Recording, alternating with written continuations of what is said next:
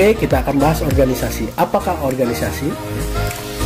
Oke, di sini menurut para ahli ya, Stunert, organisasi itu adalah hubungan-hubungan melalui mana orang-orang di bawah pengarahan atasan mengejar tujuan bersama. Nah, di sini pengertian organisasi ya, yaitu suatu kelompok orang yang bekerja sama untuk tujuan bersama. Nah, sedangkan terperincinya yaitu sebagai tempat atau wadah untuk orang berkumpul dan bekerja sama secara ya, rasional dan sistematis, terencana, terpimpin dan terkendali dalam memanfaatkan sumber daya baik uang, metode, material dan lingkungan serta sarana prasarana, data dan lain sebagaimana yang digunakan secara efisien dan efektif untuk mencapai tujuan organisasi. Nah, itu pengertiannya. Oke, di sini ada tujuannya. Yang pertama, mengatasi terbatasnya kemampuan, kemandirian dan sumber daya yang dimiliki dalam mencapai tujuan. Ya. Terus yang kedua, sebagai tempat mencapai tujuan dengan selektif dan efisien karena melakukan secara bersama-sama.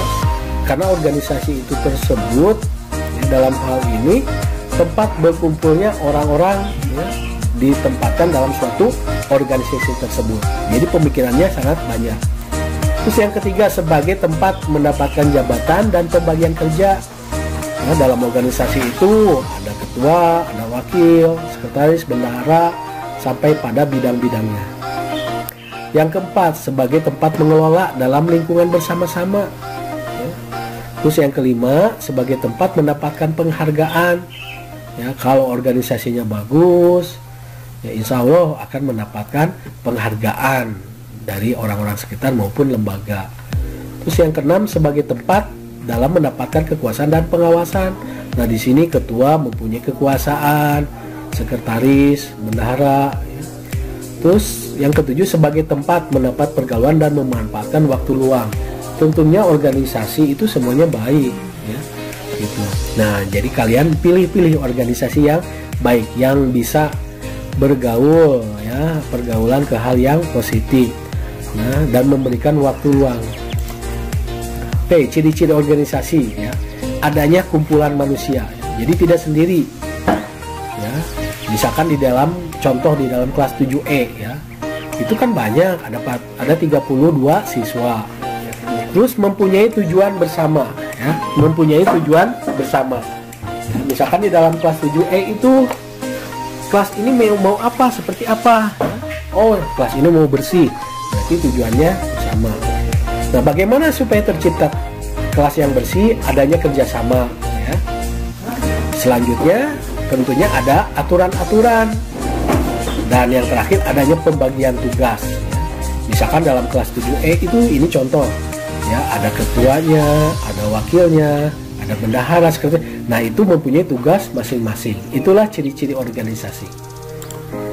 Oke, struktur organisasi. Nah, di dalam struktur organisasi ya, yang jelas ya, itu ada pemimpin atau ketua, sekretaris, bendahara, dan ada ketua bidang dan anggotanya. Nah, jadi kalian bisa memanfaatkan dalam organisasi itu ya. Contoh di dalam struktural kelas lah, jangan jauh-jauh, ada ketuanya, wakil ketua, sekretaris. Nah, kalau mau lebih dikemukakan sesuai kebutuhan, ada masing-masing sekretarisnya, ada wakilnya, ada wakil bendahara, wakil ketua bidang. Ya, dalam struktur organisasi memiliki nama struktur yang berbeda-beda, tergantung atau kesepakatan orang-orang yang ada dalam organisasi tersebut.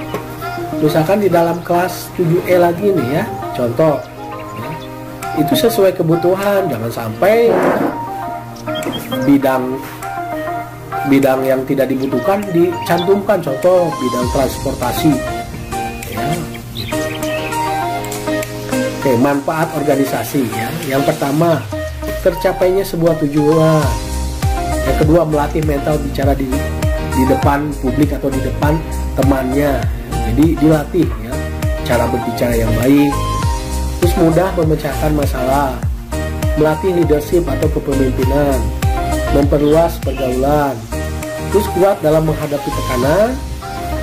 Selanjutnya, meningkatkan wawasan dan pengetahuan, membentuk karakteristik dengan seseorang, Jadi dalam organisasi itu kalian dibentuk karakteristiknya untuk menjadi pemimpin yang baik.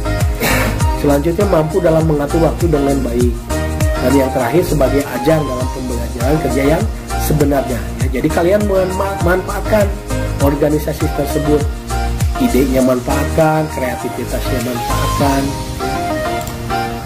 Nah, di sini ada hubungan kepemimpinan dan organisasi. Ya. Nah, aspek kepemimpinan merupakan inti dari organisasi yang memegang peranan sangat penting. Karena apa? Karena di organisasi itu tentunya ada pemimpin, ya. Jadi orang utama yang menentukan hitam putihnya atau baik buruknya organisasi yang di bawahnya atau dikendalikannya. Ya, kepemimpinan adalah suatu kegiatan mempengaruhi orang lain agar orang tersebut mau bekerja sama untuk mencapai tujuan yang telah ditetapkan. Nah, kepemimpinan juga sering dikenal sebagai kemampuan untuk memperoleh konsensus anggota organisasi untuk melakukan tugas manajemen agar tujuan organisasi tersebut. Jadi di dalam organisasi itu seorang pemimpin harus bisa memanage. Ya, contoh lihat di gambar ini ya. Ya, sebelum mencapai hasil atau goal, seorang pemimpin harus bisa bagaimana cara meraih ke hasil tersebut dengan cara bekerja sama. Mulai ada yang mengambil barang ininya, kode jalan untuk memasuki sini, terus ada kerjasamanya dan ada yang memasangnya sehingga akan tercapai hasilnya.